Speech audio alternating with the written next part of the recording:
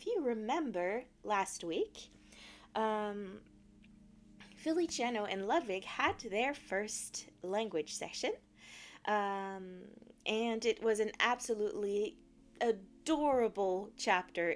Chapter 3 is really my favorite, I think, where the two were able to play football and chat and just have such a wonderful time together, and they're so cute.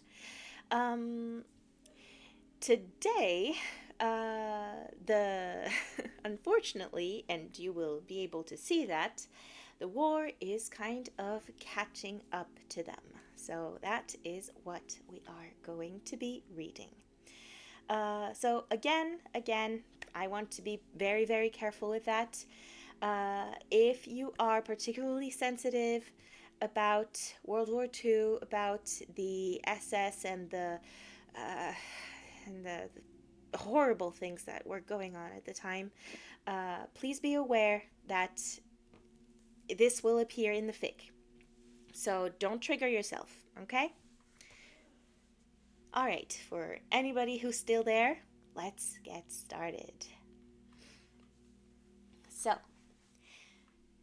Auf Wiedersehen, Sweetheart, Chapter 4.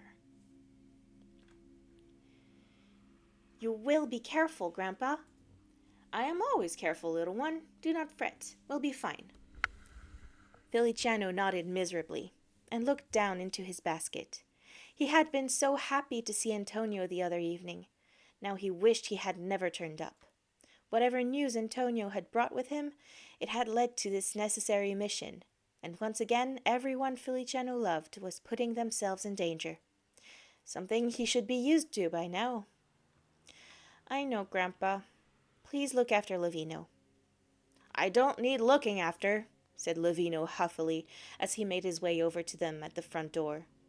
Roma reached over and pulled Lavino's coat across the pistol that stuck conspicuously from his pocket. It's not even a dangerous mission. Every mission is dangerous, said Roma seriously, grasping Lavino's shoulders and forcing him to face him. Understand? Sure, yeah. What was that? Lavino sighed and rolled his eyes. I understand, Grandpa. Every mission is dangerous. Good boy. Now, Feliciano, head to the market, buy us some milk, talk to the informant, and by the time you get back, this will all be over. All right? Roma smiled reassuringly. Feliciano nodded. He did not feel quite as confident. He had done this many times before, but now something felt different. All right. Please be safe. Roma laughed and ruffled Feliciano's hair.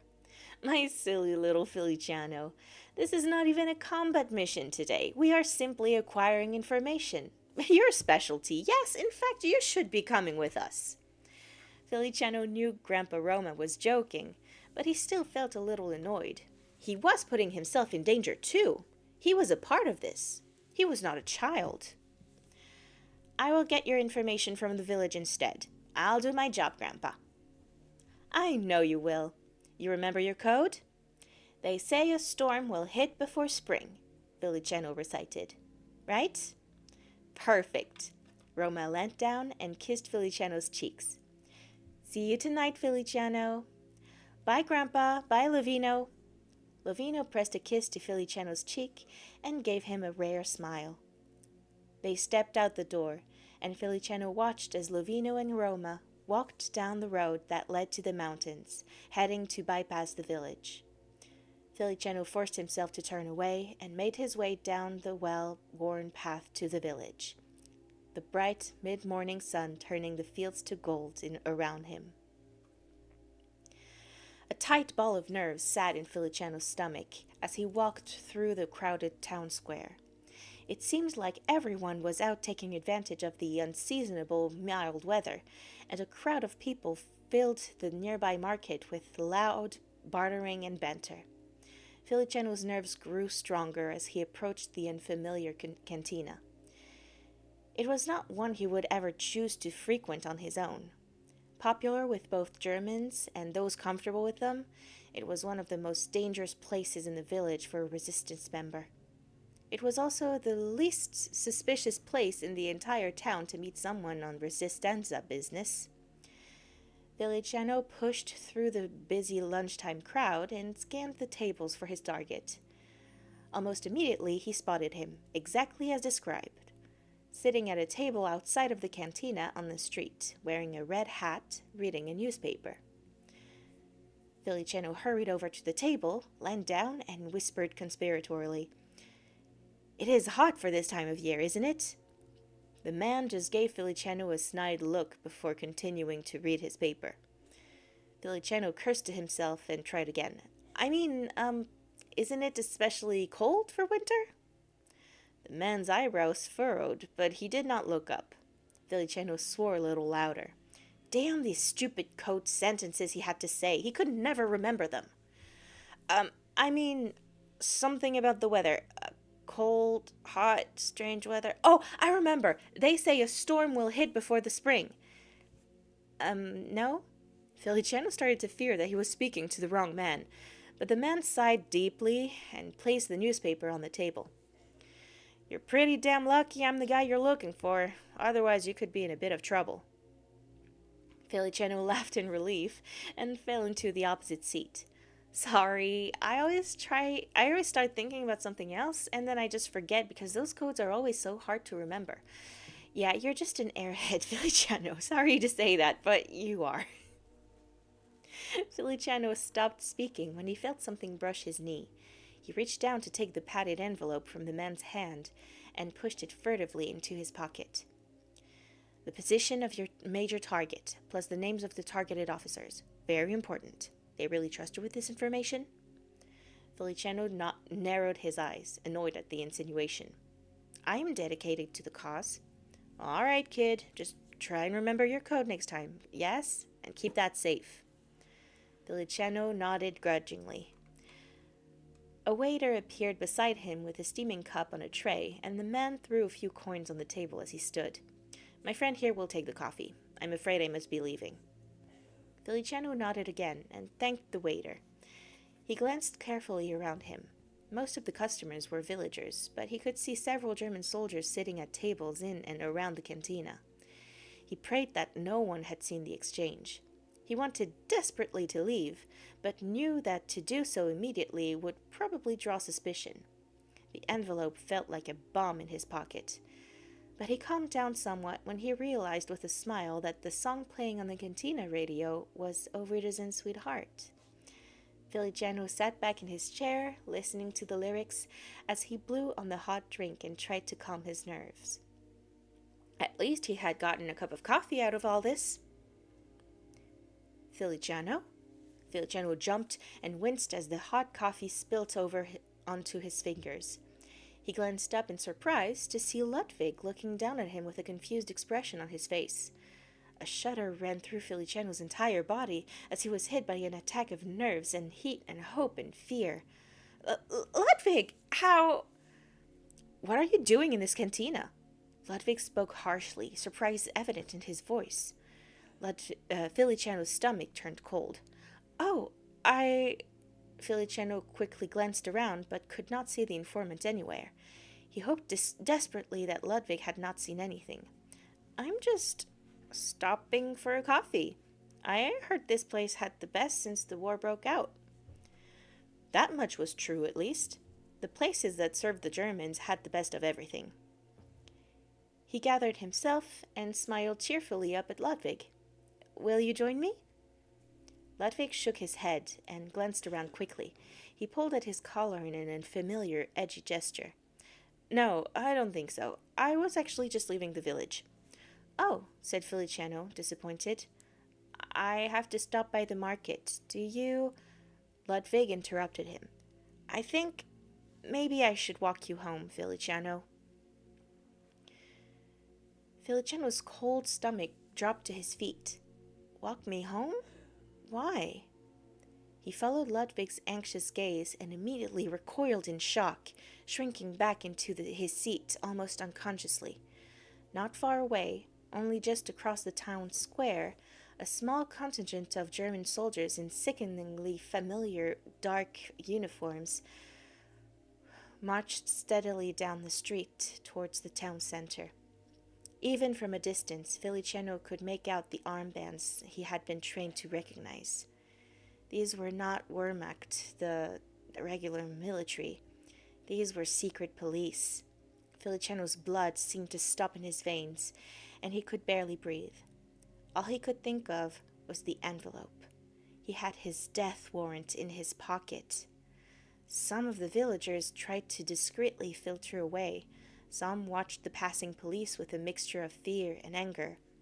Others stared blankly at the ground with an almost resigned acceptance. Feliciano could not move. "Come, Feliciano, let's go." Feliciano could hear Ludwig speak beside him, but he could barely understand the words. He simply stared at the line of as the line of police parted, and for the first time he noticed the two villagers they were marching before them. Feliciano drew a sudden, shuddering breath. He knew those men. He recognized them immediately as resistance members. A nauseating horror filled him as he suddenly realized exactly what was happening.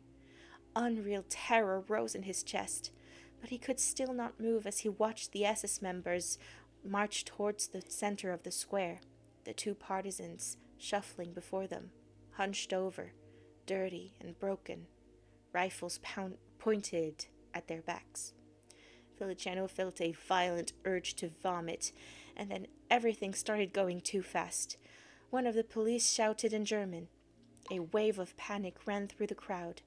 Ludwig was still speaking. Feliciano still couldn't hear him. Someone screamed. The police reached the center of the square and pushed the prisoners to their knees. The street spun around him, and suddenly Feliciano felt Ludwig grasp his arm, hold him to his feet, and insistently draw him away from the cantina and the commotion around them. "Just keep walking, and do not look back." "What are they going to do?" asked Feliciano, slightly loud and hysterical. He asked even though he knew the answer. "Just don't look, Feliciano." Behind and around him, the murmurings continued. The police yelled unrecognizable words in German, punctuated by someone translating into Italian, and though Feliciano tried not to listen, the words traitor and resistenza and torture and death resonated in his head and almost made his knees buckle beneath him. He could feel the dread and panic rise around him.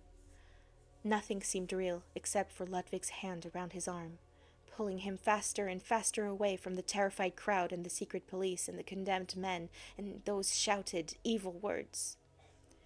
Feliciano let himself be led out of the town center and down a narrow, empty street. Almost immediately, the noise grew dim and the sun disappeared behind the tall stone buildings. But Ludwig did not slow down. "Keep walking, Feliciano," he said again, anxiously. Feliciano tried to keep up, tried to keep walking, tried not to think of the men on their knees in the square behind him. But when the first gunshot echoed off the stone walls, he cried out, stumbled, and when Ludwig turned to steady him, Feliciano simply clutched his arms and threw himself heavily, unthinking, against Ludwig's chest. He was shaking. This could not be real. This sort of thing didn't happen, not in the middle of a sunny day, not in front of an entire village. Feliciano closed his eyes, tried to hide his face in Ludwig's military jacket, felt Ludwig's chest rise and fall beneath his cheek. Then slowly, cautiously, Feliciano felt Ludwig's arms rise to hold him, one around his waist, the other against his shoulders, his hand resting gently on Feliciano's head. The next shot tore through the air, and Feliciano felt it like a stab to the gut, because that man was fighting for the same thing as all of them. He could have been Grandpa Roma. He could have been Lovino. He could have been Feliciano himself. He was one of those who died for Italy. When Feliciano opened his eyes, he saw the line of military decorations on Ludwig's chest, then slowly realized he was crying, and that Ludwig was gently stroking his hair. "I am sorry," said Ludwig softly. Ludwig sounded different this close. His heart beat rapidly beneath Feliciano's ear. He smelled like clean cloth and engine oil and sunlit fields. He felt warm and solid and strong. He felt safe, even though Feliciano knew that was the furthest thing from it. And for the first time, Feliciano wondered what Ludwig would think if he knew that Feliciano was no different from those men murdered in the square. "Come on, Feliciano, I will walk you home." "I was supposed to buy milk." "I'm sure your grandpa will understand. Let's go." Feliciano let Ludwig lead him from the village, grateful to leave the awful noise and terror behind him, for the peaceful country road, the bright sunshine and the blue sky, and the quiet scented air. But the gunshots and the screams and the harsh shouts echoed in his ears. The condemned men's faces remained fixed in his mind. He had not known them well. He did not even know their names. But he had seen them talking with Grandpa in the cantina, had seen them laughing and singing along with the other resistance members. Feliciano had known of other local resistance members who had been killed. Over the years there had been many, but he had never been confronted with it like this before. It had never been so painfully real. Ludwig walked silently beside Feliciano, matching his slow pace, keeping a small amount of distance while still close enough that their arms brushed occasionally. Neither had spoken a word since they left the village. "What did they do, Ludwig?" Feliciano asked finally. "What did they do wrong?" Ludwig's face contorted, looking pained and conflicted. They are conspirators against the German military. They are our enemies." Feliciano felt a stab in his chest. Enemies. The earlier events in the square had thrown this situation into perspective, made it perfectly and painfully clear. Ludwig was his enemy, and if he ever found out that Feliciano was a part of the resistance, then only God knew how this would end. Ludwig was loyal to his country. Surely that would be more important to him than the few afternoons he had spent with some insignificant Italian country boy. Perhaps Feliciano had been no more than an interesting distraction, and upon finding out the truth, Ludwig would drag him before the Gestapo as a traitor. And Feliciano realized that, right now, this was what he feared the most. Not death, but Ludwig thinking of him as nothing but an enemy. He swallowed past the lump in his throat. Did they deserve it? Do you think they deserved it? It does not matter what I think. Yes, it does matter! Feliciano stepped in front of Ludwig, forcing him to stop. You don't seem to think that your thoughts and opinions matter, but of course they matter. What do you think, Ludwig? Not what you're told to think or supposed to think. Those men were only doing what they thought was best for their country, the same as you. Do you think they deserve to be tortured and killed? Feliciano knew he was saying too much, but he could not help it. Silent panic began to rise, because if Ludwig thought like that, if he knew what Feliciano was... No, said Ludwig immediately, surprising Feliciano with the speed of his response. To be tortured, to be publicly executed? No, they did not deserve that. Feliciano sighed in relief. Then he covered his face with his hands, feeling tears beginning to rise. Lovino always said he cried too much, but Feliciano could not help it. When he was happy, he laughed. When he was sad, he cried. He wore his emotions for the world to see. He was beginning to realize how dangerous that really was. But he couldn't hide this. The day was not supposed to go like this. He was supposed to finish his coffee, then go to the market and buy milk, and then meet Ludwig by the oak tree. Then go home, to Grandpa and Lovino. Then... Feliciano forced himself to remove his hands, hoping Ludwig would somehow not notice his all too obvious tears. Ludwig looked as much at a loss as Feliciano felt. He stared at the ground, then out at the distance, and then finally up at the sky. How do you say sky in Italian? He asked.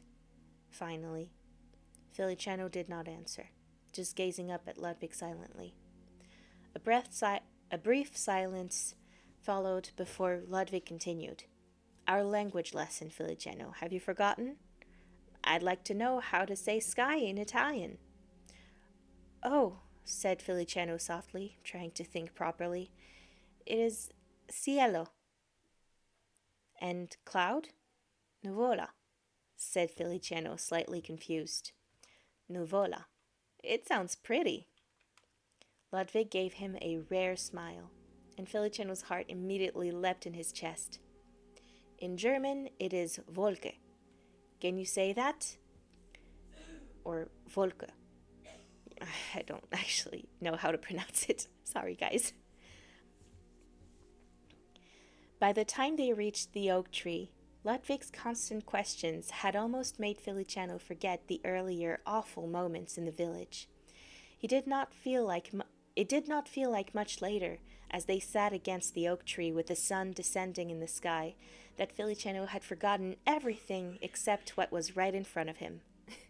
No, Ludwig, he cried, trying not to laugh. You say it too strong. Softer, like this. Albero. Ludwig tried again, his face grim with determination. Albero.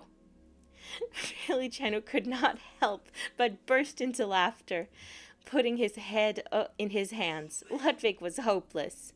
Oh, mio Dio! No, press your lips here. Feliciano leant forward and gently touched his fingers to Ludwig's mouth. His fingers and eyes lingered far too long on Ludwig's lips before he hesitantly pulled away. Ascolti, listen. Albero. Ludwig narrowed his eyes in frustration and led his head back against the tree. That is what I'm saying. No, it isn't. You sound like you're shouting it. Well, you sound like you're singing it. Feliciano shrugged. All right, so try again and say it like you are singing it. Ludwig looked at him like he was mad, raised his eyes to the sky, sighed, and then said it. Albero. Esatto! Cried Feliciano, delighted.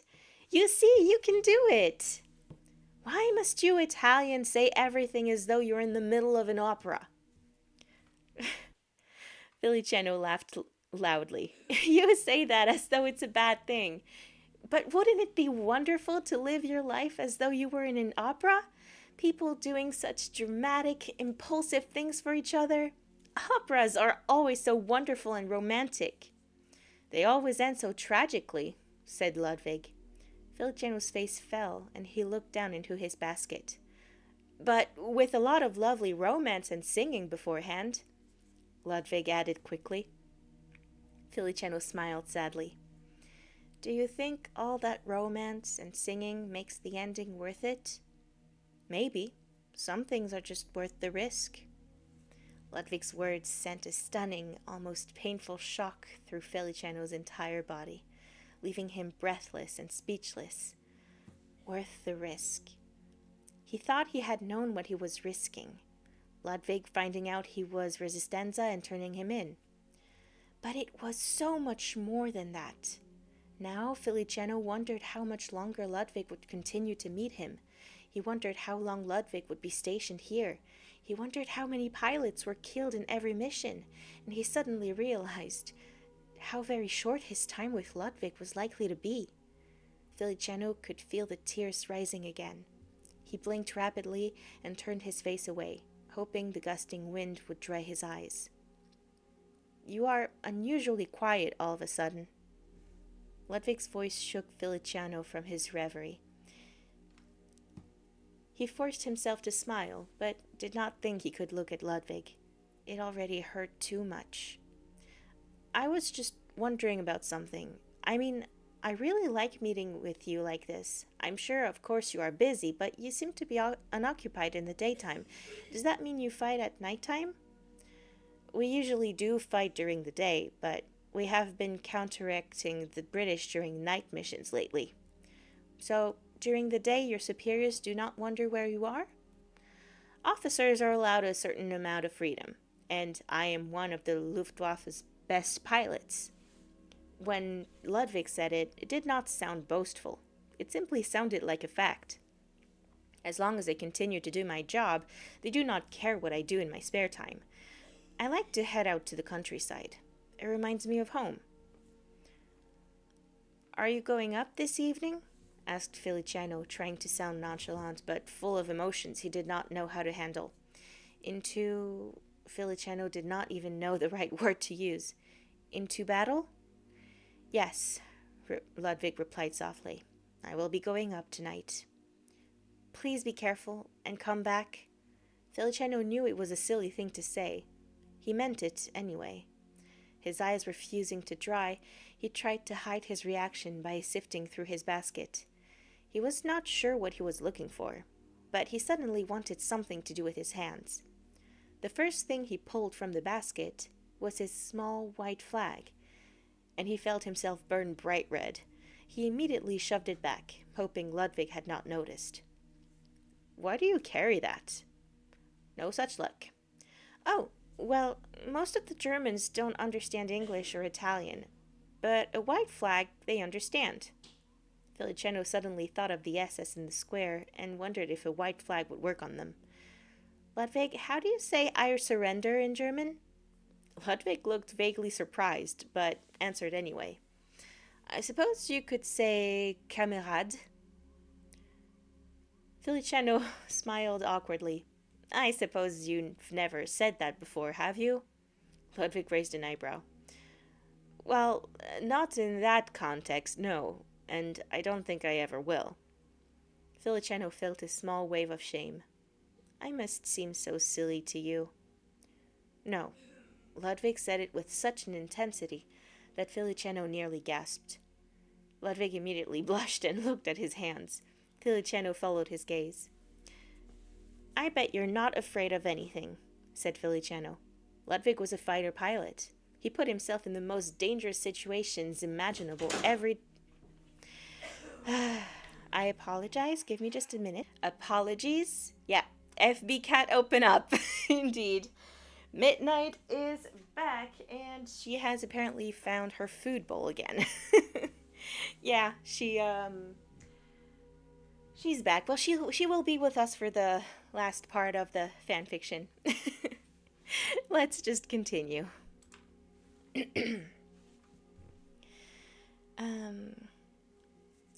Ludwig was a fighter pilot. He put himself in the most dangerous situations imaginable every day.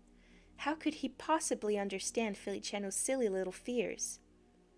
Everyone feels fear sometimes. Without fear, there can be no courage. Oh, I never thought of that. I think you could be very brave if you needed to be. Feliciano looked up at Ludwig, stunned. No one had ever said something like that to him before. He smiled, his stomach fluttering. Danke. Bitte schön, said Ludwig, plucking a blade of grass from the ground and studying it intently. Your German is very good already. No, it really isn't. It is better than my Italian. Isn't it such an amazing lucky thing that we both speak English? Imagine, otherwise we would never have been able to talk, and I would never have known that there was a kind, wonderful German fighter pilot called Ludwig who was so nice to talk to and liked my singing and had such kind blue eyes. As soon as he said it, Feliciano wondered if he had said too much. Silence fell, but for the sound of the wind. Ludwig's eyes once again caught Feliciano's in an unbreakable hold. Feliciano was surprised by the look in them. Ludwig looked like he was fighting with himself, a look Feliciano had seen before, and suddenly Feliciano was struck by how seriously dangerous this entire situation was. For his family, for his life, for his heart. Yes, only God knew how this would end, but Feliciano knew that he had no choice than to see it through and find out, because it was simply impossible for him to walk away. I have to go, said Ludwig suddenly, shortly. The rules are that we must be back by nightfall. Oh, whispered Feliciano, disappointed. It was the same as yesterday. But then Ludwig lifted his hand, hesitated, then slowly reached over and placed his slightly shaking fingers gently on Feliciano's cheek.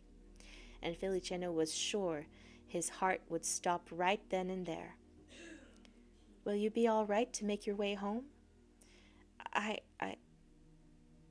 For the first time in his life, Feliciano was quite sure he couldn't manage to speak. Ludwig's hand was warm and heavy and gentle on his cheek, driving thoughts of anything else completely out of mind. He swallowed heavily and forced himself to respond. "Yes," was all that he could manage.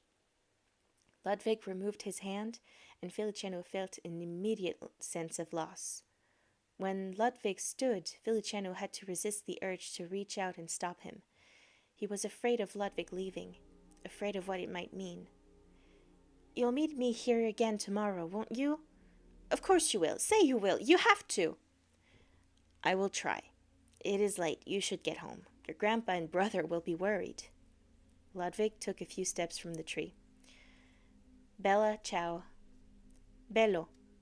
Ludwig stopped, but did not turn back. "I'm sorry?" It's bello.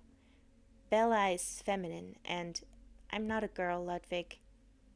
Ludwig turned slowly, looking confused, sad, and almost amused at the same time.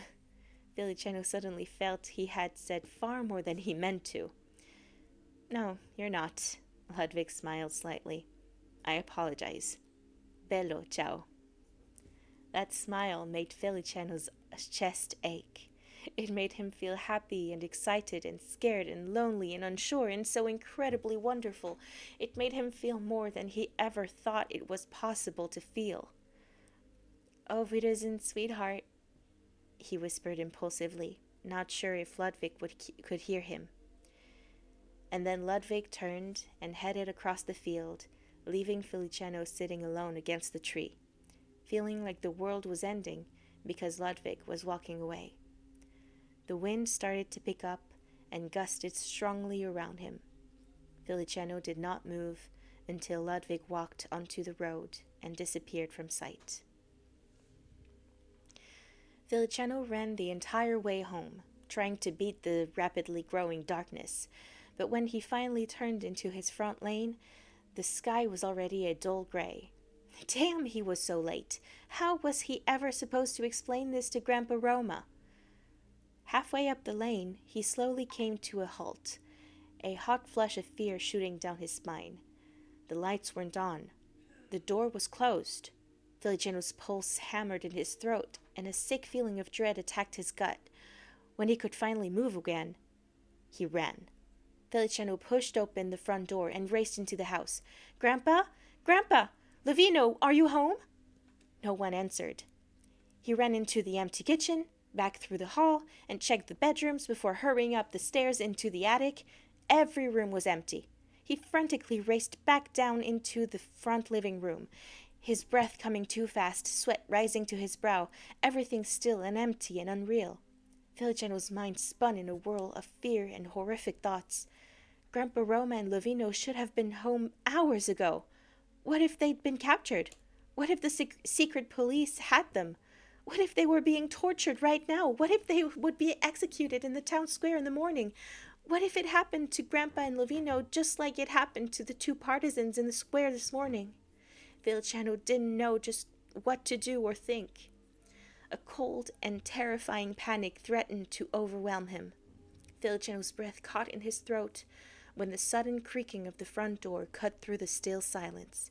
He spun around, and his knees almost weakened in relief when Grandpa Roma walked through the front door. Feliciano immediately launched himself across the room and into Roma's arms. "Grandpa, I thought you were being tortured. I thought they were going to shoot you. I thought you were dead. Oh my God, where is Lovino? Do the secret police have him? What are we going to do?" "Feliciano, shh, stop, calm down." Roma gripped Feliciano's shoulders, pushed him to arm's length, and looked him in the eye. "Breathe. I am fine. Lovino is fine. Everyone is fine." Feliciano nodded and tried to clear the fear still clouding his head. You're late, and I worried." You know that I'm late sometimes. What happened? Roma looked at him in the way he always did when he knew something was wrong. Feliciano knew it was useless to try and hide it. He took a few deep breaths before trying to explain. Today, in the town square, the German police, the SS, there were two men, and they... Feliciano couldn't finish the sentence. Roma sighed and pulled him back into his arms. Oh, Feli, I'm so sorry. Did you see? No, I mean, I left the village when I saw them coming. But I heard everything they were saying, and I heard the shots, and... Feliciano's eyes again filled with tears, which he impatiently wiped away. He didn't want to think about that again. But I got you this. He pulled the envelope he had been given that morning from his pocket and pressed it into Roma's hand. I did my job, see? Just like I said I would. You're a good boy, Philly. You did well. Roma took the envelope and squeezed Feliciano's shoulder reassuringly. I know it is hard sometimes, but you remember why we do this. Yes, Grandpa, for a free Italy. Feliciano pulled away from Grandpa's grasp, suddenly feeling almost guilty. If only Roma knew just how his grandson had spent the afternoon, he might not be so kind. In fact, it scared Feliciano to think just how he might react. It really was a dangerous and impossible situation Feliciano was getting into, and one he had absolutely no intention of getting out of. Already, all he could think of when he would when he would next see Ludwig. Roma smiled at him reassuringly, unknowingly. Come on, Feliciano, let's get some lights on and dinner started. Feliciano nodded and followed Roma into the kitchen, then looked back at the front door in confusion. Wait, Grandpa, where is Lovino? He'll be home shortly. He's just a little slow because he hurt his ankle, said Roma as he gathered the pasta and tomatoes and laid them on the bench. He hurt his ankle? Asked Feliciano, immediately concerned. Oh, it's nothing, really. Roma took the vegetable knife from the wall rack and began chopping the tomatoes. Simply tripped on a rock, silly boy. He does get carried away sometimes. But we were already late, and I wanted to make sure you were all right, so I left Antonio behind to help him. Roma trailed off and froze, knife in mid-chop, his eyes wide and his shoulders rigid. That might not have been a very good idea, actually. Feliciano tried to suppress a laugh as he placed a saucepan on the bench in front of Roma. He felt a little sorry for Antonio, knowing that he must be putting up with for daring to lend Lovino a helping hand. Then Feliciano looked at Roma's hands and felt worried for Antonio for an entirely different reason. Grandpa? Feliciano reached over and carefully took hold of the vegetable knife. I'll finish chopping the tomatoes. And that is the end of the 4th chapter of Auf Wiedersehen, Sweetheart by George DeValier. It is quite a chapter, very, very heavy on the themes, with the execution at the beginning of the chapter. And the whole discussion that there was between Ludwig and Feliciano. That is something that I really love about this fic. It's not afraid to start speaking about moral, to start speaking about, top viewers, streamboo.com. I've seen that before. I think this is spam. No, thank you. What was I saying? I really like that this fic is not afraid to speak about morals, to speak about what random people could have thought during that time.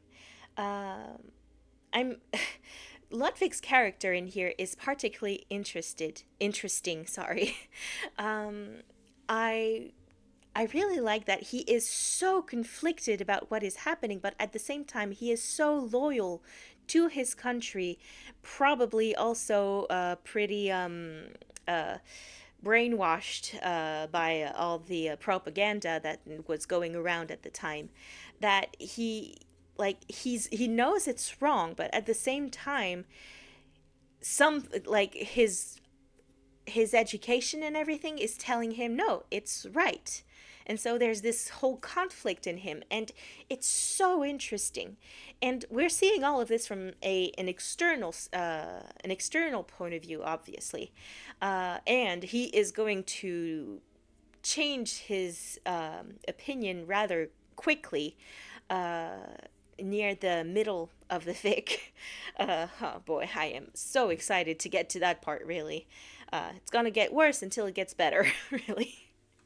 Um, but yeah, so yeah, all the morality things that are coming up, I really like that it's speaking about this and about how we should react to things happening in our countries. Uh, like it, well, in a way, it kind of resonates with some things that are going on like lately, doesn't it? Uh, well, I don't really want to talk about all of that on this channel, at least for now, because well, while I have my opinions, I am also not very well informed, and I don't want to, say something stupid about something so grave, you know. Um, so yeah, but there are some horrible things going on at the moment, and our reaction to it, do we participate in them? Do we resist them? Are we unwilling participants in them? It's just something to think about, you know? Anyway, what else to say? Well, that little dialogue between Feliciano and Ludwig, adorable as always. I love how protective Ludwig is of Feliciano in here as well. Like, he knew something horrible was coming, and he tried to get him out of the situation as soon as possible. And when Feliciano was panicking, he shielded him and protected him, and it's just so sweet. I really like protective characters like that. Um, even in the anime, really, Germany is like that with Italy. It's just really, really sweet. Uh, well, I don't think there is much else to say. It's just such a nice chapter. Um, hmm. We don't have a lot of comments tonight, so well, there's not much to bring up. Um, I'm actually pretty excited for the next chapter, which features some of the most iconic scenes in this fic. I'm really excited to share that with you guys. Anyway, we're going to have to stop soon. Well, I said I was reading chapter 4. I already made the mistake of going beyond what I said I would. So, we're going to stop here. Um, so, remember that we will read the next chapter next week. Yeah, we read fan fiction every Monday at this time. Um, and I hope to see you guys there.